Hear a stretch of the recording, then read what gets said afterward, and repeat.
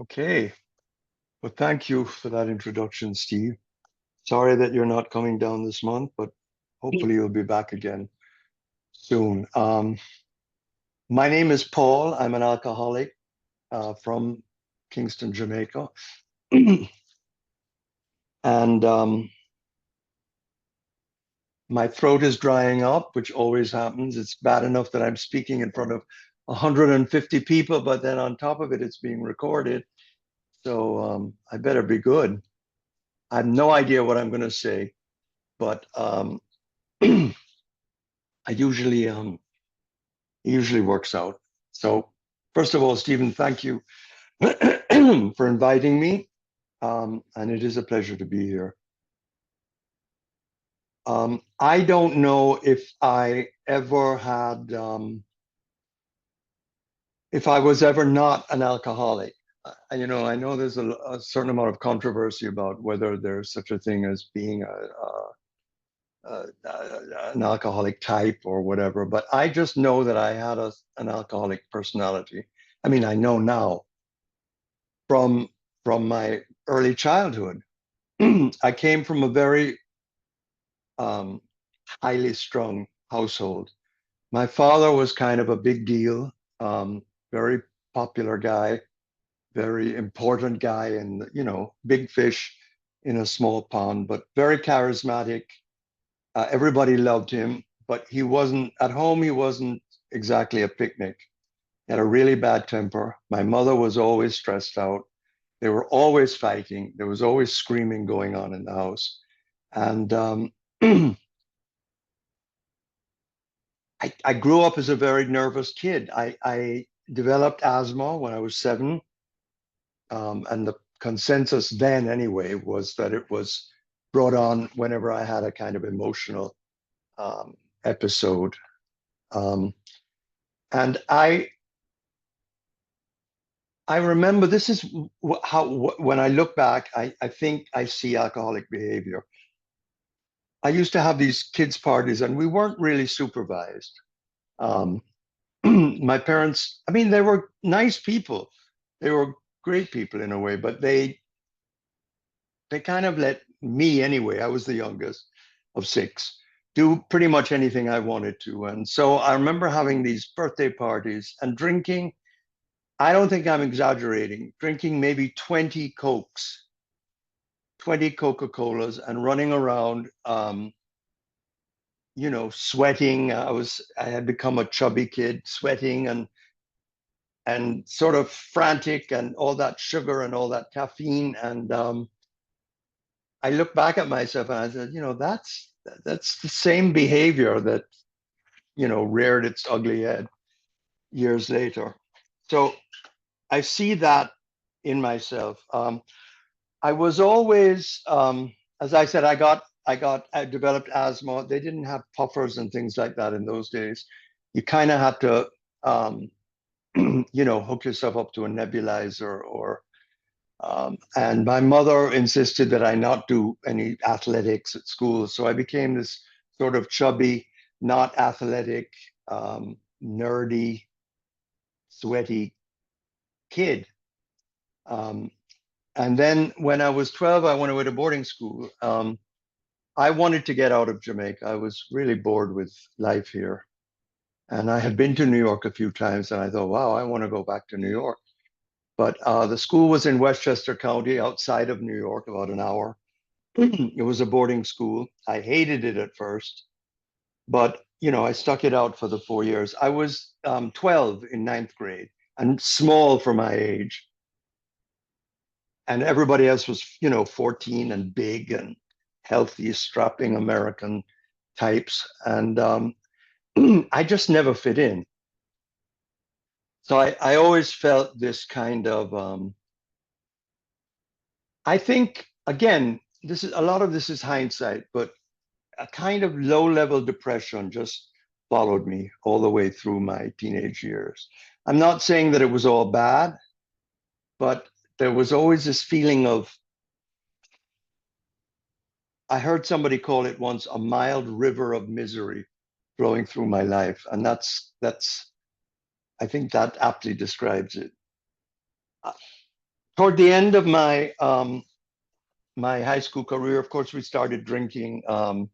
We would sneak out of school late at night and go down to the bar in Tarrytown and drink and get back. We never got caught, luckily. Um, and then I went to college. I had done alcohol. I hadn't yet smoked marijuana. And please forgive me if I mention drugs. I'll try and just do it in passing, but it's very much a part of my story. And I'll try and minimize references to it. But I went, I graduated and I went to college. And the college that I chose was Tulane because this was 1965. And I thought, well, I'm in New York where the drinking age is 18. And as far as I know, the only other state that has a drinking age of 18 is Louisiana. And so that's why I chose my college and I got accepted there and I went because I thought, well, I'll never be able to drink legally in college because I'm going to graduate at 20 unless I go to Tulane. So I went there, and of course, it was great. It was the mid 60s. You know, New Orleans is quite a town, as you all know. And very soon I got in with a crowd. They were sort of the arty crowd. They weren't hardline drug people, but you know, people were smoking um, marijuana, and LSD was beginning to go around. And I sort of identified with that hippie movement that was going on at the time. I wasn't very heavily into drugs, but somehow I got busted with a group of other people in my sophomore year, and we were kicked out. And it was big news in New Orleans because it was the first time that middle class kids had been arrested for marijuana. It was like a big news story, and it was just a nightmare. You know, I was 17. I didn't know what to do. I couldn't leave New Orleans because I kept having to make court appearances. Um, so I just hung around New Orleans for the next, 8 months from November until the following June. Um, and in those days, the law said that, that was you had 5 years hard labor, non-suspendable. That was the Louisiana statute on that. So I kept thinking, that I was going to go. I was this pretty sheltered kid of 17. I thought I was very grown up and sophisticated because I was a sophomore in college, but I was still emotionally a little kid. That I was going to go to Angola State Penitentiary and, do hard labor there for 5 years. This was a real threat that hung over my head for all these months. Uh, my father hired a hotshot lawyer who knew and then after many, many court appearances where I never knew what was going to happen, finally they dropped the charges. I went to New York. They didn't drop the charges. They gave me a suspended sentence and then said that they would expunge my record, but I don't know if that ever happened or not. I went to New York. I had always been interested in the theater, so I did a summer program at an acting school. Then I didn't know what I was going to do. I worked at Macy's in New York for a while, and then I decided I would go to Europe and learn how to speak French and go to hotel school because my family was in the hotel business. All of this time, I was still drinking, but I never thought of drinking as being a problem because, everybody drank. Um, but I never thought of it as being a thing. And I don't know if it was a thing, whether I was just able to drink socially or not. And, even with what I had been through legally, I was still taking drugs. So, anyway, I went to Europe. I spent 8 months there in Paris. I decided I wasn't going to go to hotel school, went back to New York, and I went to an acting school. Now, that acting school was a very good school, and I was a very good student. But I just got involved with drugs, And even though I was invited back for the second year, and I was one of the considered to be one of the better people in the class of 20, which had been pared down from 75. I started missing classes, and then I got kicked out like 3 months before the end of the year. And I went through all kinds of rationalizations that it wasn't the drugs, it wasn't the drinking, it was this or that or another, but I couldn't see the connection, and this had become a pattern. So anyway, time went on. I got more and more heavily into drugs, and the drug that I finally found that I loved, and I thought, my God, this is what I've been waiting for all my life, was amphetamine, what they now call crystal meth. And again, I'm not going to harp on the drug side of things, but this is when I had it for the first time and I said, wow, this is how I'm supposed to feel. I thought I'd found the answer to all my problems, and I didn't realize that my problems were just beginning. After a while, I started drinking really heavily. And because I was taking drugs, the idea of even drinking in the morning, it never struck me as being anything serious. We'd drink to take the edge off the drugs, or drink when we didn't have the drugs. And drinking in the morning was, it was like health food. I thought I was, drinking smoothies. At least it wasn't drugs, it was just alcohol. And I didn't realize that I was slowly becoming, or not even so slowly, a serious alcoholic.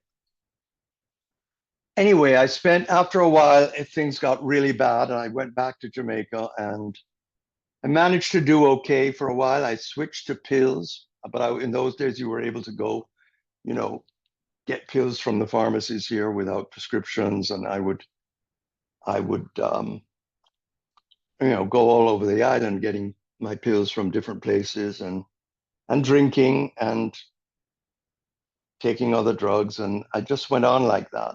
I had a period where it wasn't so bad, or I had periods where it wasn't so bad, and then I would have periods where I was a complete wreck.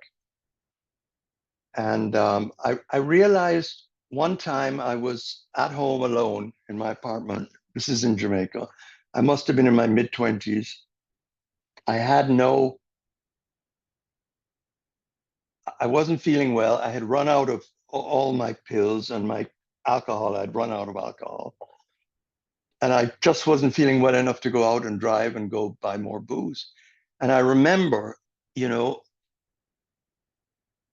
that I realized that I was having the DTs. I was hearing voices in the air conditioner. My hands were shaking uncontrollably. I was, hallucinating. And I went through hell, and I thought, my God, but it didn't stop me. I kind of found it exciting in a way, or kind of dramatic, like all those movies about alcoholics that I'd seen on TV, like Lost Weekend and The Days of Wine and Roses. I thought that I think I thought there was something romantic and dramatic about it. And I didn't realize how sick I was getting, how much of an addict, an alcoholic I was. I denied both. And I went on like this for another, I guess, from age 20 to age 37. And I don't know how I managed to stay alive. I couldn't, I had a few periods where things, as I said, were not as bad, where I could hold down a job for a few months. I worked in radio, I worked in film production, I taught school for a while, but it always ended badly because I couldn't stay in control. I would try and balance the amphetamine with the alcohol, with the tranquilizers, and the balance, I couldn't stay in balance. And the thing is, I was high for that entire period. The only time I wasn't high, I was under the sheets cowering. I was always on something. And it just got worse and worse until until finally, at the age of 37, I just knew that I was going to die. I was driving drunk.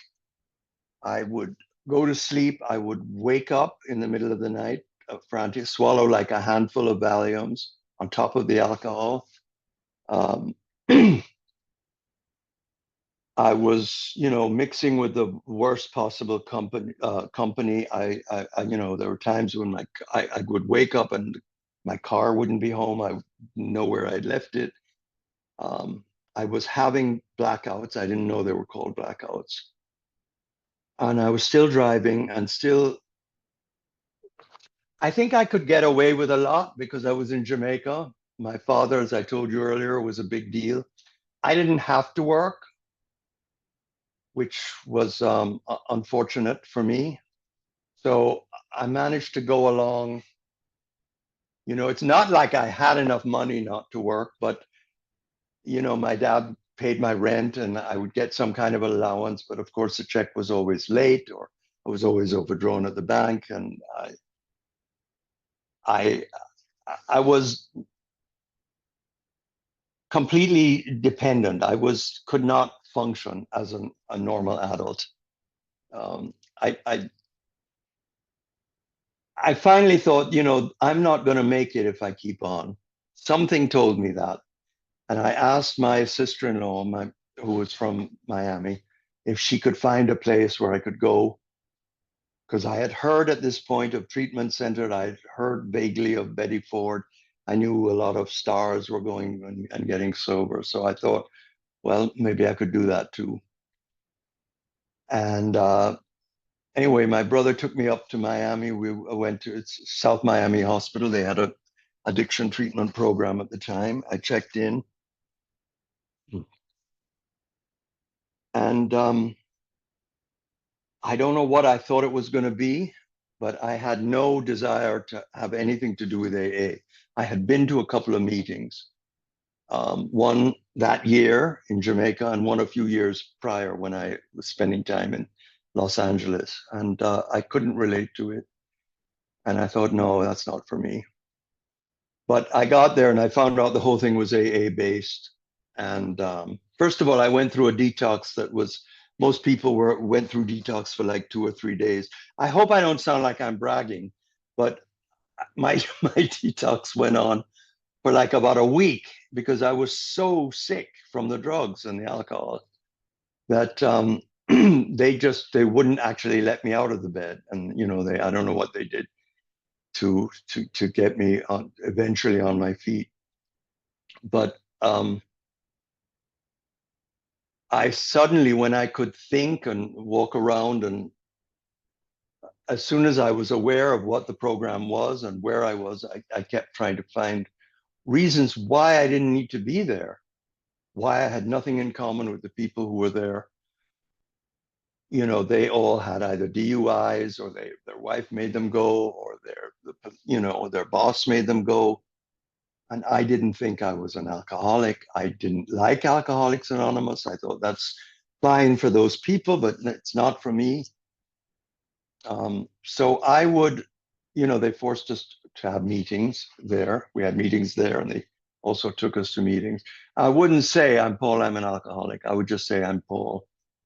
It took me about 3 weeks before I actually said it, and a lot of counseling, and a lot of, I guess the fog was beginning to lift, and I was looking at my life for the first time sober and looking at the wreckage of my life. And at the end of 4 weeks, they wanted me to stay for 2 more weeks.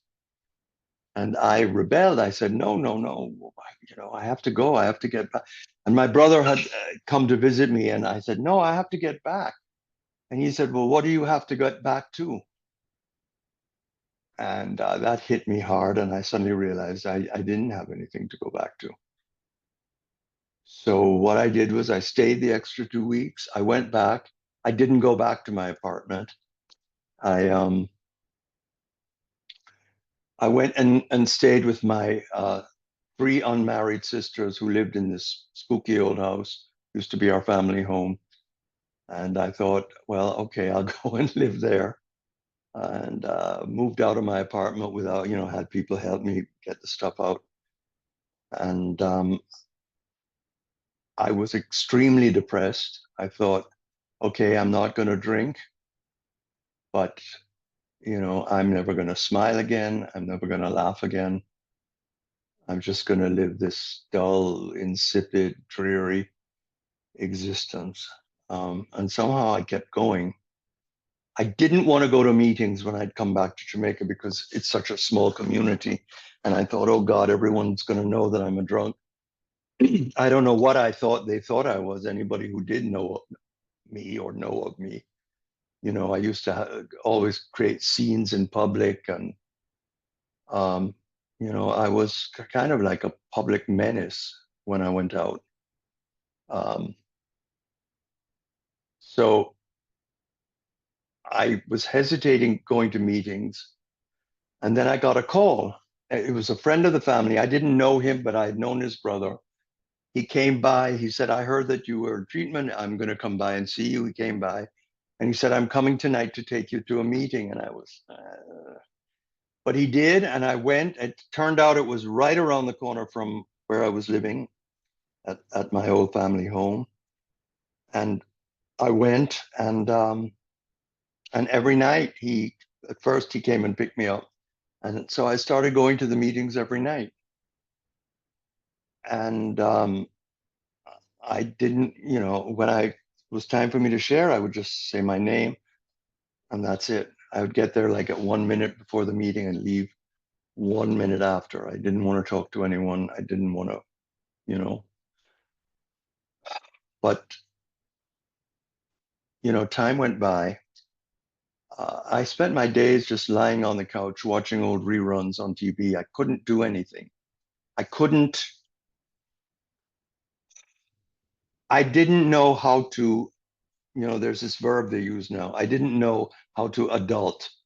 I didn't know how to, manage my checking account. I didn't know how to, I was like, I felt like Rip Van Winkle, like I'd been asleep for 20 years and I just woke up and didn't know what the hell to do. Um, but I kept going and I don't know why or how. I know now, I think I was being carried by my higher power because, I wasn't happy about being sober. Um, but I kept going. I stuck with it. I kept going to the meetings. And finally, like after about a year, things kind of began to change. I started enjoying going to the meetings. I started, doing little things, little by little, like, getting involved in some project or another and doing a play. They had asked me to be in a play, and I said yes. Okay, I thought, how am I going to do that? Not I, but I managed, and I just, all those sayings keep coming back. It gets better. Um, especially that one. It gets better. It gets better. And that stuck in my head, and it got better. Um, so a couple of years went by. I decided I was going to go back to college because I never finished college. So I went. This is after 3 years sobriety. I enrolled in the University of Miami, and I decided I would study business because I had inherited my share. My parents had died during this time, inherited a small share in our family business. I thought I ought to know what's going on, so I did that. I got an apartment in Miami. I was beginning to be able to adult, use that great verb. So I had my apartment. I got a car. I was able to drive in Miami, which I never thought I could do. Um, I started going to classes, and the the I need to look at the time because I'm not used to speaking for 45 minutes or whatever it is. What time do I have until Stephen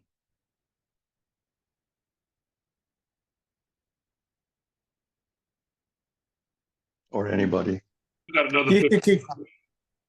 Till what time? Till 7:45? I mean, Your time at 7:45, 7:50. Okay, you got another 50. okay. Okay. Okay. So I never wanted to do my fifth step with my sponsor in Jamaica, that guy who would come by to the house, the family friend. I just felt that my fifth step was going to be too weird to do it with this guy, a very nice guy, but I didn't feel comfortable. So I had a friend who I'd been in treatment with in Miami, and he went to this group in Coconut Grove that I still call my home group, and I still attend on Zoom. And he introduced me to his sponsor, who was a very well-known sponsor in Miami, sponsored a lot of people. And I said, could I do my fifth step with you? And he said, sure. So on my next trip to Miami, I did my fifth step with him. I completed my fourth step, did the fifth step with him. And that same afternoon, we did the sixth and seventh step at the same time. And after we did the fifth step, we went outside and he set fire to it and we watched it go up in smoke. And it was such a huge turning point in my life. Um, I mean, everything changed. I just felt this huge weight being lifted off my shoulders. And he became my sponsor. And when I moved to Miami the following year, he made me go to these classes of this book. I'm sure many of you have heard of it, A Course in Miracles. And he said, you go once a week and you do go through the workbook with this teacher in South Miami. And I did that. So I was working very heavily on my spiritual program, going to a lot of meetings, going back to school, going to class, living this completely new life and doing it sober. And things just started to come into my life. I met the woman that I married that May. I started classes in January. We met in May. I invited her and her sister down to Jamaica in August, and we got engaged in Jamaica, and we were married the following January. And we're still married. We have 5 kids, and that's something I never thought I would have in my life. I never thought I would have any of the things that started coming into my life. We lived in Miami for two years or so, 2 or 3 years. Our first 2 boys were born there. We moved back to Jamaica in 1992. I started working in the family business. And, things, it was like, I felt like I was this poster boy for AA. Like everything had, all the promises were coming true, all these great things that I never visualized in my wildest dreams had come into my life. And I was very happy, but I'll tell you what happened. I drifted away from going to meetings. And then I started having problems in the business. I started having, getting into terrible moods. And I didn't correlate that fact with the fact that I wasn't going to meetings regularly. Uh, you know, when you're my age, you look back and things seem so clear. When you're going through it, it's like, I don't know.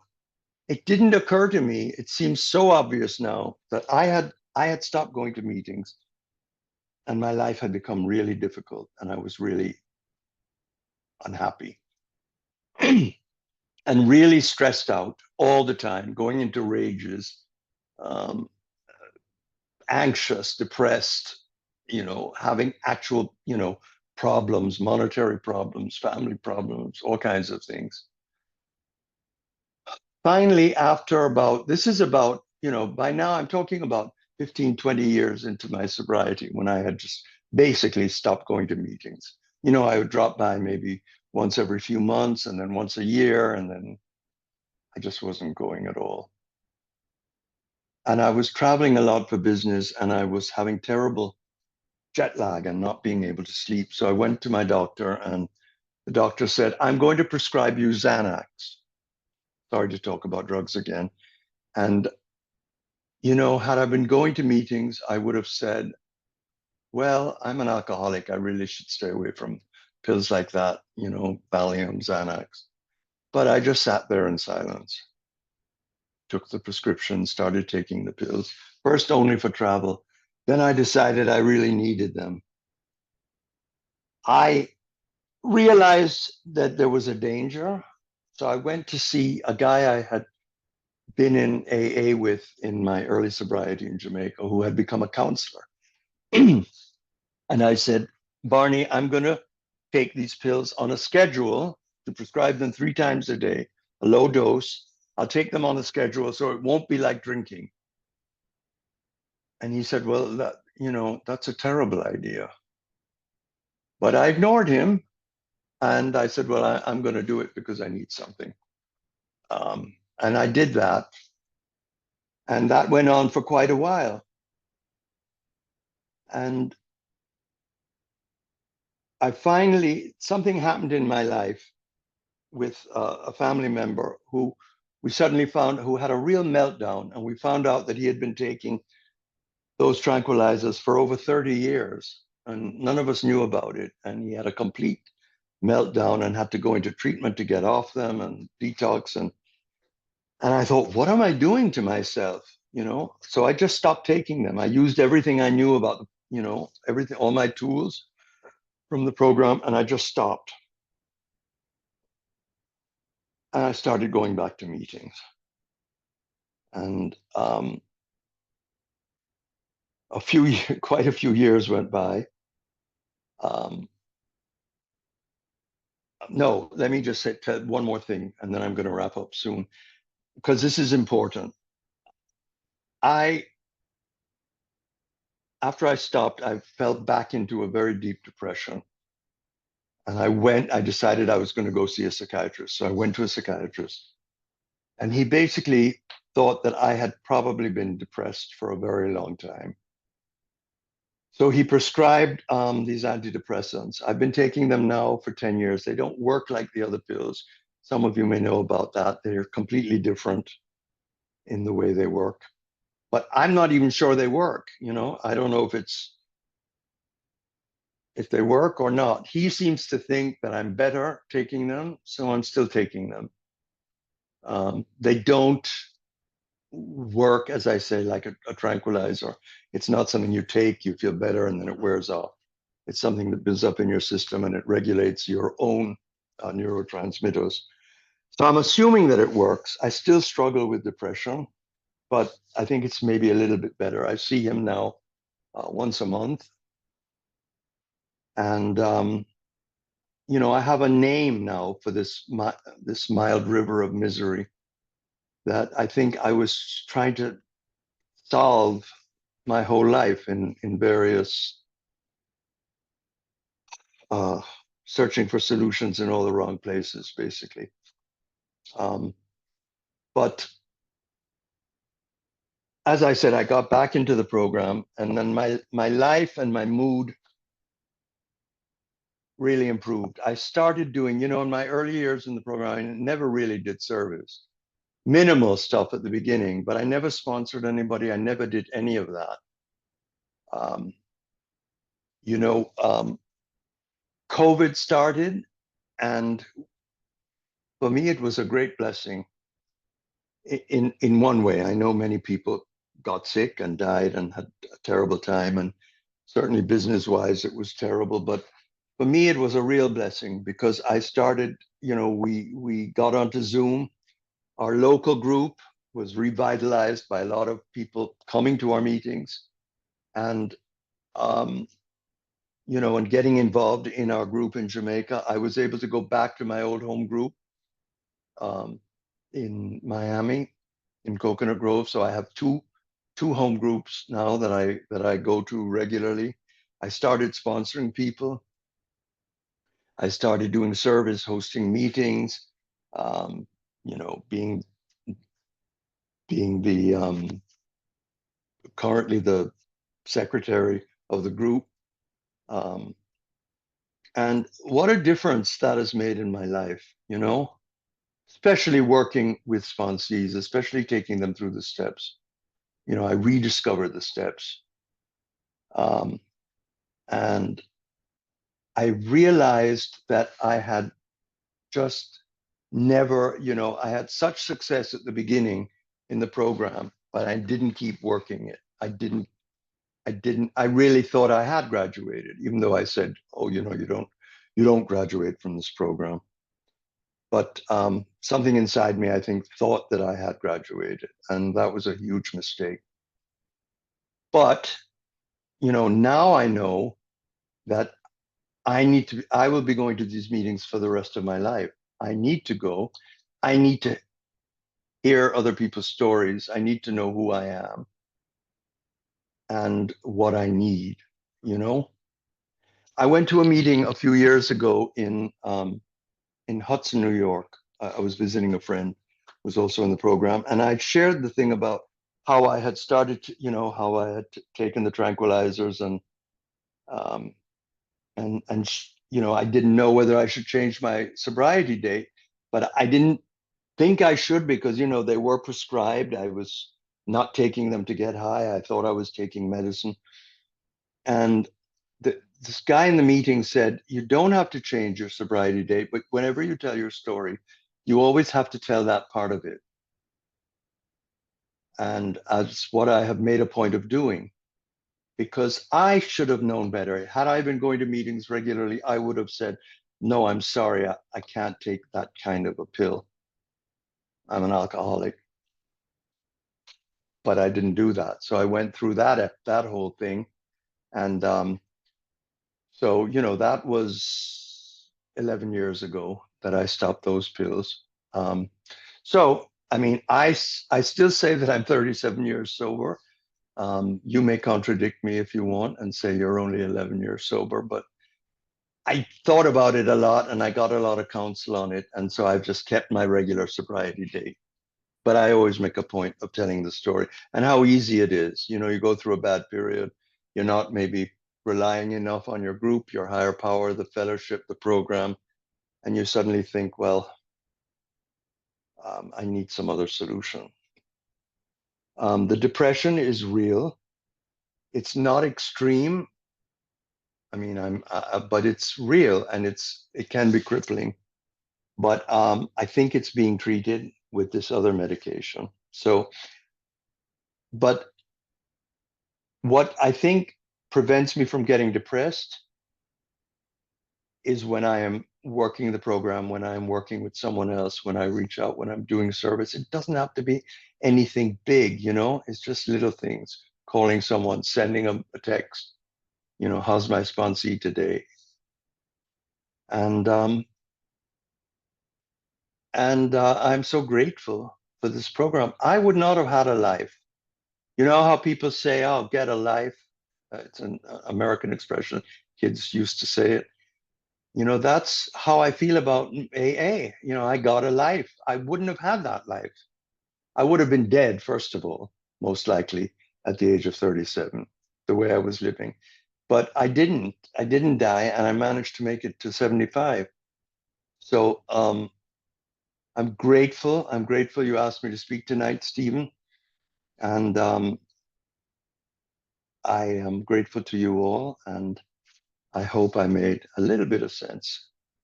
Thank you.